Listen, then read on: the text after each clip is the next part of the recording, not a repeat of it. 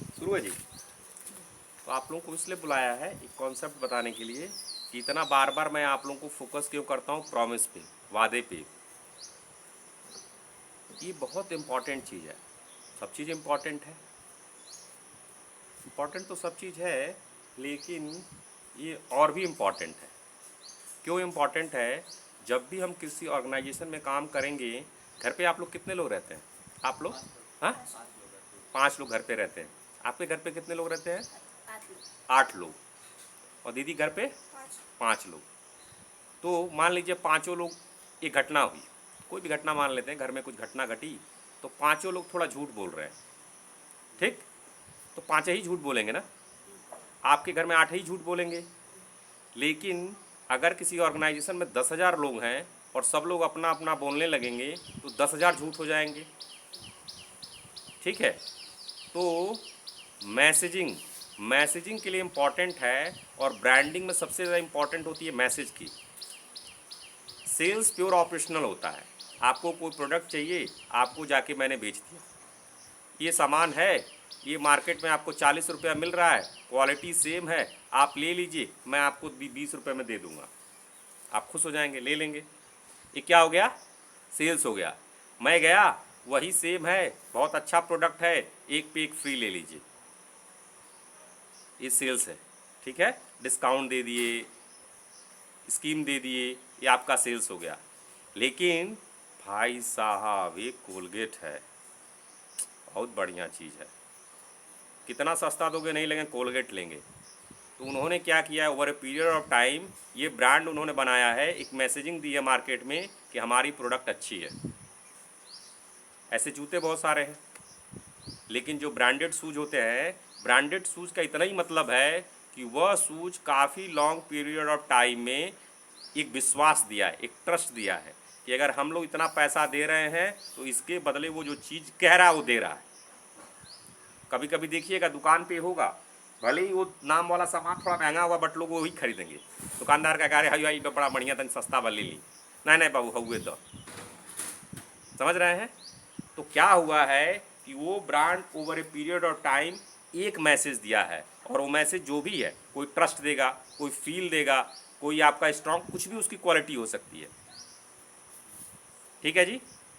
अब आते हैं, तो उस ब्रांड ने क्या किया, प्रॉमिस किया है, वादा किया है कि ये मैं चीज़ दे रहा हूँ, और अपना वो वादा निभा रहा है। क्या है? अपना वो वादा निभा रहा है। कुछ हो रहा है क्या? कोई दिक्कत है? अच्छा अच्छा, तो आपकी तरफ नहीं आ रहा है ना? तो प्रॉमिस उसने जो किया है, वो अपना वादा निभा रहा है, वो ट्रस्ट, वो मैसेज तो over a long period of time में बना है। बट एक मैनेजर साहब आए और उन्होंने वो बनाई कंपनी का जो प्रोडक्ट था, उसके अंदर पैसे कमाने के लिए नंबर 2 ग्रेड का काम उसमें भर दिया सामान। तो उस कंपनी की क्या हालत होगी?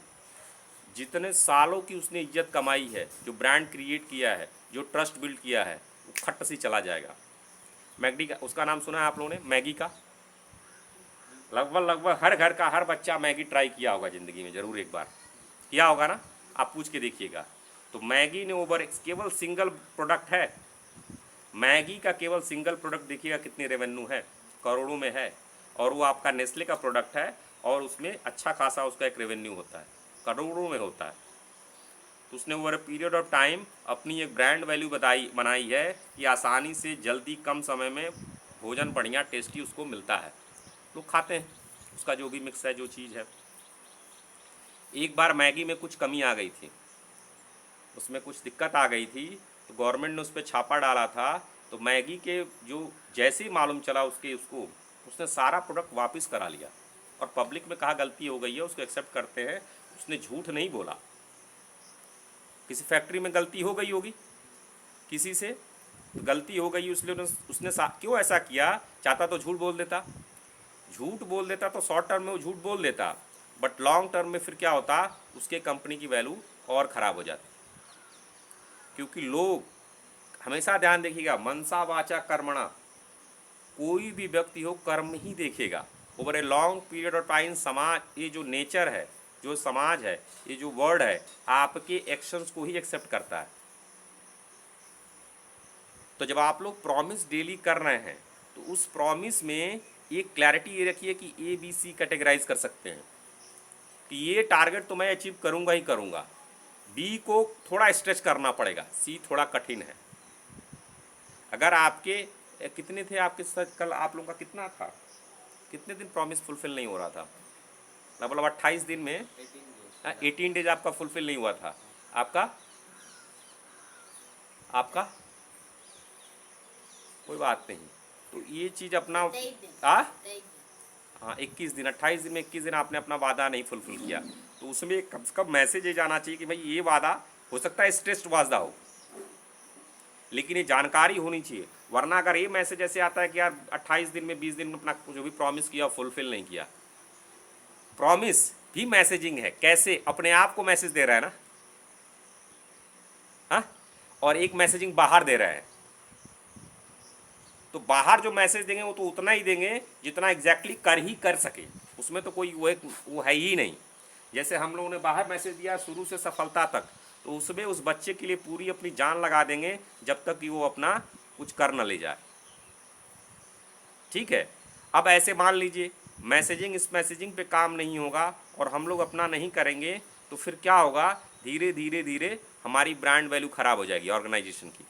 लेकिन जैसे ही मान लीजिए हम लोगों ने किया, एक बच्चे का हुआ, दूसरे बच्चे का हुआ, धीरे धीरे 20-30 साल में बहुत बड़ी ब्रांड वैल्यू बनती जाएगी। समझ रहे हैं? जैसे अच्छे स्कूल्स हैं जो ऑलरेडी 10-20 साल 30 साल में जो इन्होंने किया है, वो उनका ब्रांड वैल्यू बनती गई है।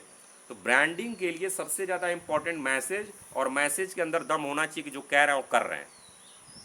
गलती होगी एक्सेप्ट कर लेंगे, उसको सुधारेंगे, उसको करेंगे। और जो आप लोग अपना प्रॉमिस दे रहे हैं, जो अपना प्रॉमिस कर रहे हैं, अगर प्रॉमिस को डिलीवर नहीं कर रहे हैं तो कहीं ना कहीं झूठ एक तरह से हो सकता है। भाई आप ही दिन में सुबह प्रॉमिस किए ना, तो उसमें देखिए कहाँ अगर कोई सर्कल ऑफ इन्फ्लुएंस है वहाँ अगर गड़बड़ी हो रही है तब तो मामला गड़बड़ है, क्योंकि आप तो इन्फ्लुएंस कर सकते हैं उस चीज़ को। सर्कल ऑफ कंसर्न है, कोई बाहरी फैक्टर आ गया, किसी ने बुला लिया, कहीं जाना पड़ गया जिसमें आप कुछ नहीं कर सकते, तो फिर आपकी गलती नहीं है। वरना धीरे धीरे अपने मन को मैसेजिंग देनी है कि भाई साहब अगर हमने वादा किया है तो पूरी फाइट करेंगे। फिर क्या होगा, धीरे धीरे आपकी एक हैबिट बनती जाएगी, जहाँ आप डेली प्रक्रिया में, मैंने ध्यान दिया, मैंने बोला स्ट्रेस नहीं लेना है, लेकिन अपने मन को ऐसे ट्रेन करना है कि अगर मैंने जो कमिटमेंट किया उसके लिए पूरी जान लगाएंगे। तो उसको 3 कैटेगराइज में डिवाइड कर सकते हैं अपने मन में ही, उसको लिखने उखने की भी जरूरत नहीं है, या अगर देखें लिखने से आपको बेनिफिट होता है कि भाई साहब A B C, A category तो नो मैटर फुलफिल कर ही ले जाएंगे, करेंगे ही करेंगे। ठीक है, या ऐसे कर लेते हैं, सी कैटेगरी फुलफिल करेंगे ही करेंगे, बी कैटेगरी थोड़ा स्ट्रेच है, शायद मुश्किल हो, और एक कैटेगरी जो बेंचमार्क है।